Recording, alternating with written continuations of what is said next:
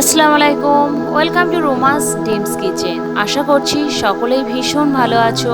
আলহামদুলিল্লাহ আমি ভীষণ ভালো আছি।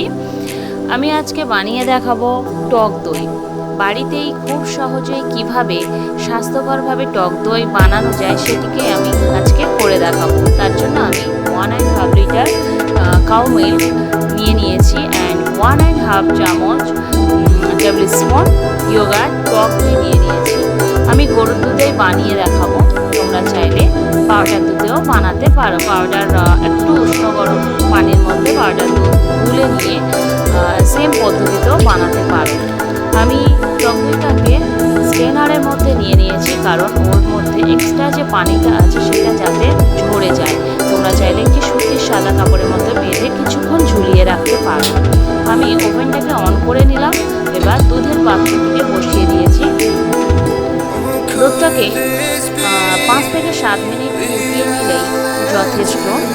আর মিষ্টি দইয়ের ক্ষেত্রে যেটা করতে হয়, দুধটা অনেকখানি কমিয়ে নিতে হয়, ঘন করতে হয়। টক দইয়ের ক্ষেত্রে একদমই তা না করলেই চলে। জাস্ট 5 থেকে 7 মিনিট হাই ফ্লেমে রেখে একটু ফুটিয়ে কন্টিনিউ নেড়ে নিতে হবে, কেননা বয়েল হয়ে ফুটিয়ে যেন না পড়ে যায়। তাই কন্টিনিউ নাড়তে হবে। 5 থেকে 7 মিনিট বয়েলিং করলেই এনাফ।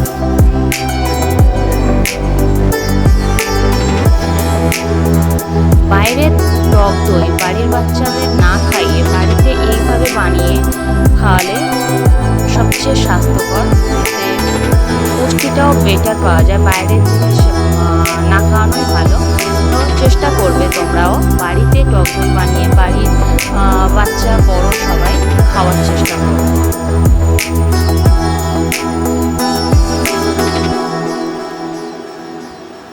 এই টক দই শেষে 2 চামচ মতো রেখে দিয়ে আবারও সেম পদ্ধতিতে টক দইটা বানিয়ে নিতে পারবে। আর বাইরের টক দইটা কিনতে হবে না।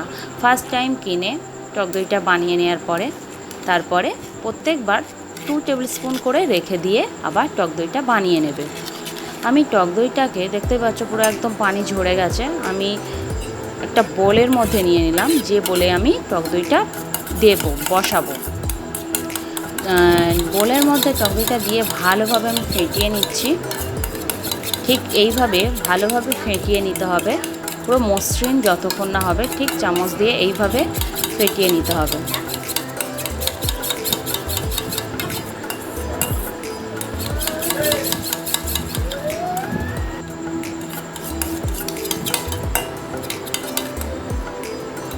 এবার আমার ফেটানো ভালোভাবে হয়ে গেছে।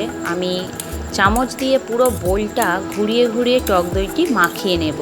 তোমরাও একই পদ্ধতিতে বোলটার এইভাবে টক দইটি মাখিয়ে নেবে। সেটা কাঁচের পাত্রতেও করতে পারো। আমি স্টিলের বোল নিয়েছি, তোমরা স্টিলের বোলেও করতে পারো। যে কোনো পাত্র, মাটির ছাড়া, মাটির নিতে হবে কোনো মানে নেই, প্লাস্টিকের বোল হবে। যে কোনো পাত্রে তোমরা ইজিলি বানিয়ে নিতে পারো, যে কোনো পাত্রে। আমি পুরো বোলটি টক দই মাখিয়ে নিয়েছি। এবার হাত দিয়ে আমি দেখে নিচ্ছি দুধটা আমি আঙুল চুবিয়ে রাখতে পারছি কি না। মানে এমন গরম হবে আমি আঙুল দিয়ে রাখতে পারবো না, তেমনটা না, আবার একেবারে ঠান্ডাও না, উষ্ণ গরম। সেই অবস্থায় আমি এই পাত্রের মধ্যে দুধটি ঢেলে দিলাম। এবার একটি ঢাকনা দিয়ে ঢাকা দিয়ে টাওয়াল জড়িয়ে নেব। একটা মোটা টাওয়াল হলেই একটা দিলেই হবে। আমি দুটো দিচ্ছি যেহেতু পাতলা। বা বাড়ির টাওয়াল দিতে হবে তার কোনো মানে নেই। যে কোনো মোটা কাপড় কয়েকটি ভাঁজ করে একটি কাপড় দিয়েও এইভাবে রাখতে পারো। একটা ব্ল্যাঙ্কেট নিয়ে দিতে পারো, কাঁথা নিতে পারো, বেডশিট নিতে পারো। যে কোনো কিছু একটু মোটা করে আটকে রাখলেই যথেষ্ট। আমি রাত্রেবেলা এটা রেখে দিচ্ছি। আমি সকালবেলা দেখাবো টক দইটি কেমন বসলো। টক দইটি এইভাবে রাখার পরে একদম নাড়াচাড়া করা যাবে না। এবার আমি সকালে দেখাচ্ছি টক দইটি ঠিক কেমন বসলো।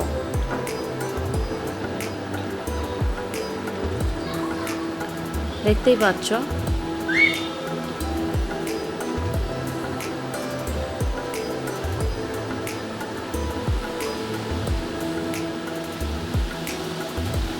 আমি চামচ দিয়ে তুলে দেখিয়ে দিচ্ছি। বাইরের টক দই যারা একদমই খেতে পারো না, পছন্দ করো না, আশা করছি এই টক দইটি তাদের সত্যিই ভালো লাগবে, খুব ভালো লাগবে আর হেলদিও। অবশ্যই ভালো লাগলে লাইক কমেন্ট করতে ভুলো না। আর এখনও পর্যন্ত যারা সাবস্ক্রাইব করোনি প্লিজ সাবস্ক্রাইব করে দিও। সবাই ভালো থাকো, বাড়িতে থাকো, হেলদি খাও, হেলদি চলো। তো খুদা হাফেজ। আবার কোনো নতুন রেসিপি নিয়ে খুব তাড়াতাড়ি ফিরে আসছি।